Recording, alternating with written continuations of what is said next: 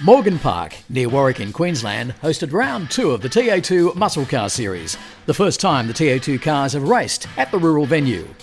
In qualifying, it was tight.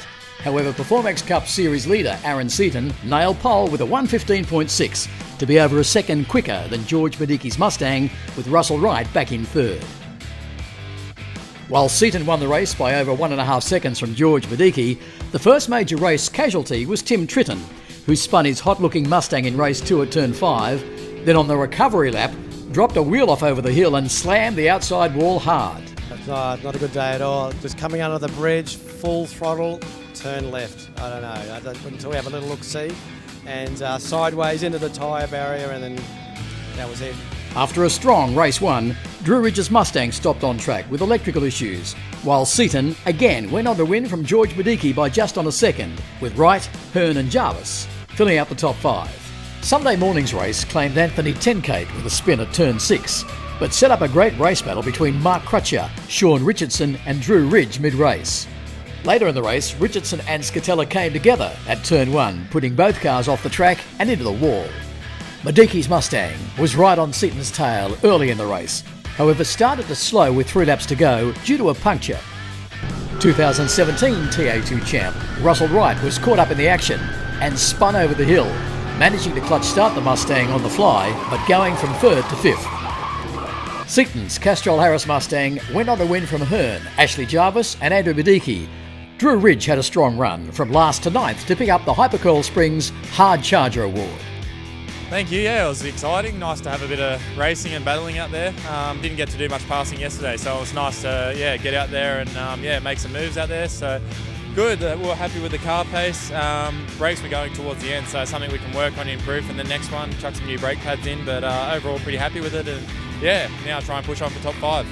Sunday's final 12-lap race had Hearn on the front row alongside Seaton, but a messy turn 1 claimed Scatella, Sendell, Richardson and Tenkate's Mustang.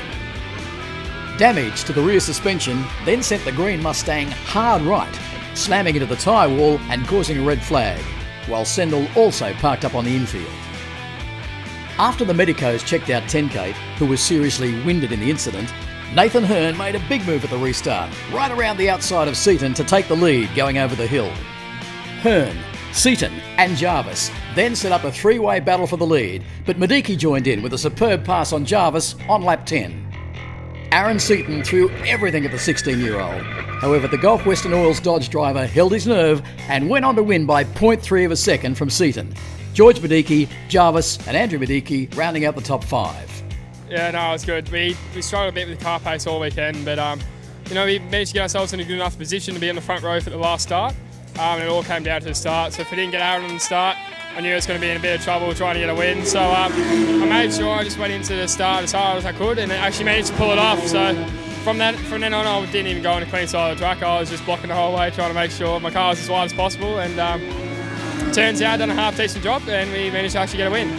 Aaron Seaton won the round by 13 points from Hearn and Mediki, while Michael Kulig's strong run was rewarded with the Woolwood Big Breaker Award.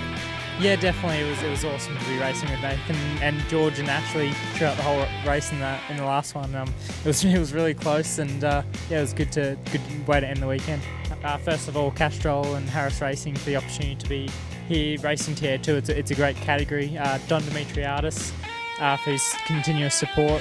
Dad and Chris for working on the car. So it's a pretty special group of people that I work with, and very thankful for all their help. So after 2 rounds, the Performex Cup point score has Seaton on 432 from George Mediki and reigning champ Ashley Jarvis. Round 3 of the TA2 Muscle Car Series heads to Tailem Bend in South Australia, June 22-23. For more details, check out the TA2 website.